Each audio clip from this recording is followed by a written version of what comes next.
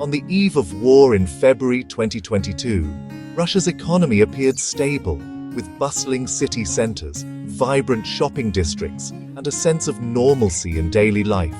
The streets of Moscow and St. Petersburg were filled with people enjoying the benefits of a modern consumer society, and Western brands were still a common sight. To many observers, Russia seemed to have weathered years of sanctions and economic pressure, maintaining a steady course despite growing tensions with the West. But this stability was fragile, masking deep-seated vulnerabilities that would soon be exposed. Beneath the surface, anxiety simmered among small business owners and ordinary citizens, who sensed that the prosperity was not as solid as it appeared. Years of building a so-called fortress economy had left Russia with impressive foreign currency reserves and minimal government debt. The central bank had worked tirelessly to insulate the country from external shocks, especially those coming from Western sanctions. This strategy was designed to give Russia the financial firepower to withstand economic isolation, and on paper, it seemed to be working. Oil and gas exports were the backbone of the Russian budget, providing the funds needed for social programs, infrastructure projects, and the ongoing modernization of the military. The country's vast energy resources allowed it to project power abroad and maintain a sense of economic security at home. Yet beneath the surface, the economy was dangerously over-reliant on natural resources. Corruption remained widespread, stifling innovation and discouraging foreign investment. Small businesses struggled to survive in an environment dominated by powerful state-owned enterprises and bureaucratic red tape, making it difficult for entrepreneurship to flourish. Moscow and St. Petersburg thrived with global brands and a growing middle class, creating an image of prosperity that masked deeper vulnerabilities. Outside these urban centers, however, many Russians faced stagnant wages and limited opportunities, highlighting the uneven distribution of wealth and development. The government projected an image of control and stability, but behind the scenes, the state was quietly tightening its grip on key sectors of the economy. Investments in the military-industrial complex were ramping up, and state influence was expanding into areas once left to private enterprise.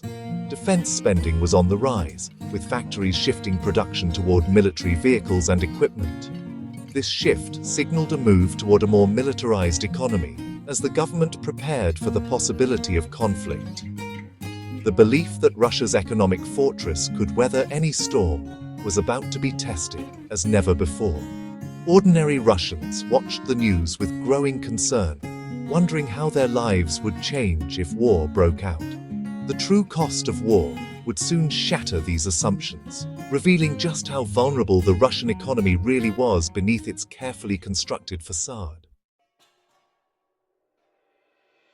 The invasion of Ukraine triggered a severe economic shock. Sanctions, a plunging ruble, and panic. Overnight, Russia's financial system was thrown into chaos. Ordinary citizens rushed to withdraw their savings, fearing the worst, while the value of the ruble tumbled to historic lows. International businesses pulled out, and the country faced the threat of isolation from global markets. Instead of austerity, the Kremlin unleashed massive public spending, redirecting the economy toward war.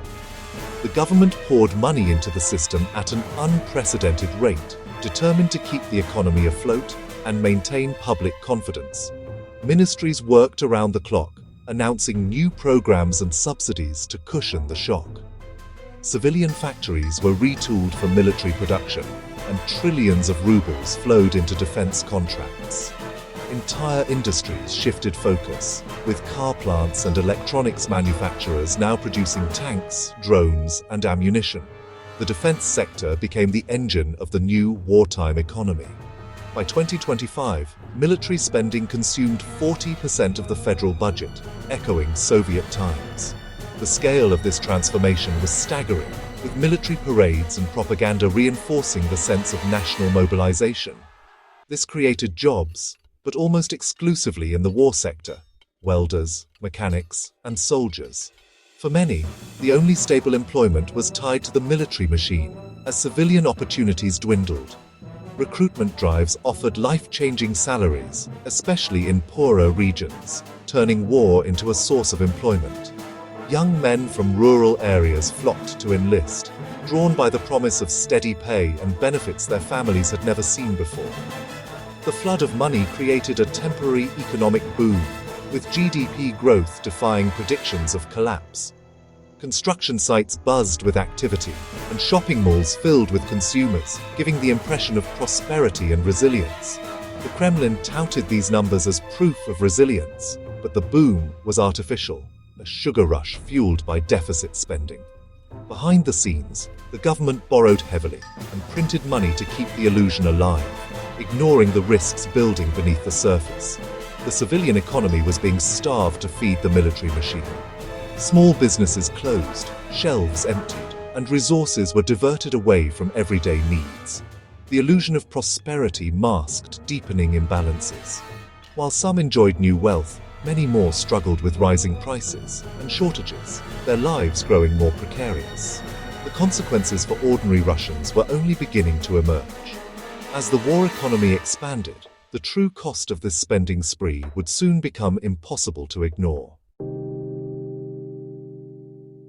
The Kremlin's strategy wasn't just about funding war, it was about buying social peace.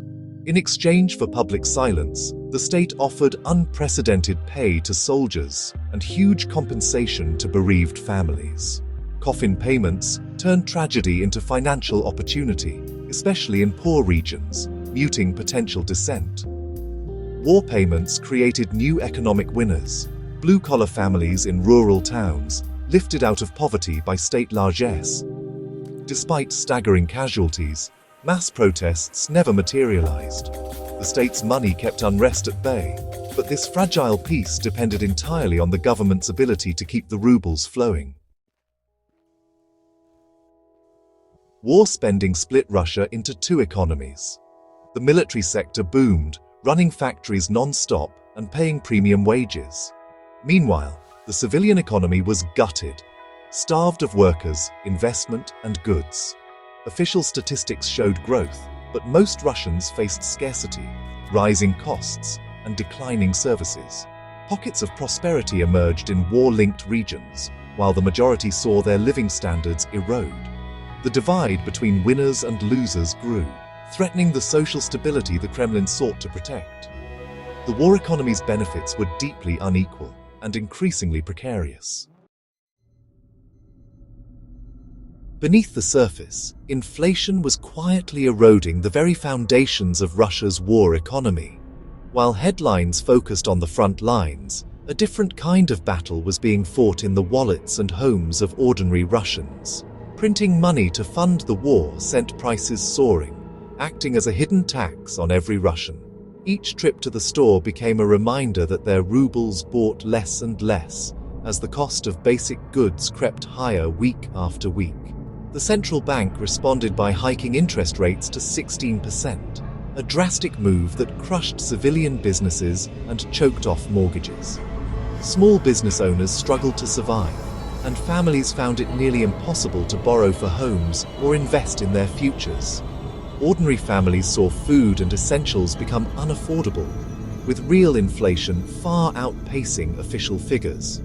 For many, the official numbers felt meaningless compared to the reality at the checkout counter, where every ruble seemed to vanish faster than before. The cycle was vicious. More government spending led to more inflation, which in turn forced higher interest rates and brought even deeper pain to civilians. Each attempt to patch the economy only seemed to make life harder for those already struggling. The promise of stability was broken by the government's own policies. Public trust eroded as people realized that the very measures meant to protect them were fueling the crisis. The war's true cost was paid daily at the checkout counter, in the anxious glances at receipts and the difficult choices between essentials.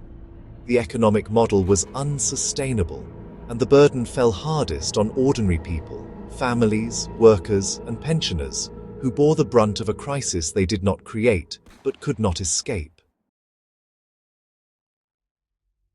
By 2026, deficit spending was no longer enough. The Kremlin turned to tax hikes and austerity. VAT rose to 22%, hitting every Russian's wallet, while new levies targeted small businesses and electronics. The government's rainy day fund, once a cushion, was rapidly depleted. Social spending faced deep cuts as the state struggled to fund the war. The social contract was rewritten. Now, everyone was forced to pay for the conflict. The risk of public discontent grew as the safety net frayed. The war's financial burden was shifting directly onto the population. Sanctions and isolation were grinding down Russia's economy, not with a single blow, but with relentless pressure. The energy sector, once Russia's cash cow, was forced to sell oil at steep discounts, eroding profits. Cut off from Western technology, industries struggled with inferior substitutes and mounting inefficiencies. Aviation and manufacturing suffered, with safety and quality declining. Legal crackdowns reinforced Russia's pariah status, deterring international business. Even if the war ended, recovery would be slow and painful. Russia faced a future of diminished capacity and global isolation. The war's deepest cost was human, over 1 million casualties by mid-2025, leaving a demographic scar. Young men were lost to war or exile, creating labor shortages and driving up costs across the economy. Injured soldiers were often neglected, exposing the limits of state support. The brain drain and loss of able-bodied workers crippled future recovery. The war was draining Russia's most valuable resource, its people. No amount of money could erase the long-term pain and loss. The true price of war was measured in empty chairs and broken communities. By early 2026, Russia's war economy was unraveling. The model of massive state spending and war payments was unsustainable. Inflation, taxes, and a gutted civilian sector left the country weaker and more isolated. Nearly half the budget went to the military, starving education, healthcare, and innovation. The social contract of buying silence was breaking down as funds dried up. Public discontent simmered beneath the surface, threatening future stability. An economy built on war produces nothing lasting, only decline and hardship. The reckoning had begun, and the long-term pain was just starting.